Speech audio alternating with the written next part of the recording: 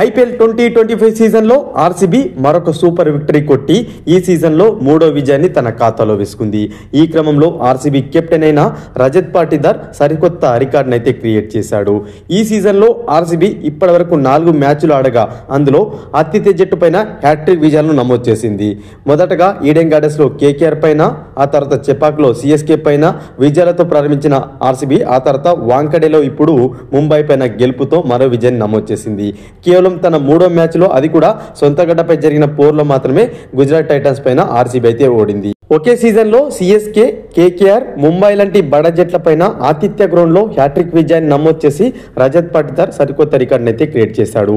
ఈ ఫీట్ ఇంతకు ముందు 2012లో పంజాబ్ కింగ్స్ కు సారథ్యం వహించిన డేవిడ్ హస్సీ పేరిట ఉండేది. అతను పంజాబ్ జట్టుకు ఆడుతూ కేకేఆర్, సిఎస్కే, ముంబై జట్ల పైన వరుసగా ఆతిథ్య జట్ల పైన విజయాన్ని నమోదు చేసి సరికొత్త రికార్డుని అయితే క్రియేట్ చేశాడు అప్పట్లో. సో దాదాపుగా 13 years తర్వాత రజత్ పాటీదార్ ఈ రికార్డుని అయితే బ్రేక్ చేశాడు.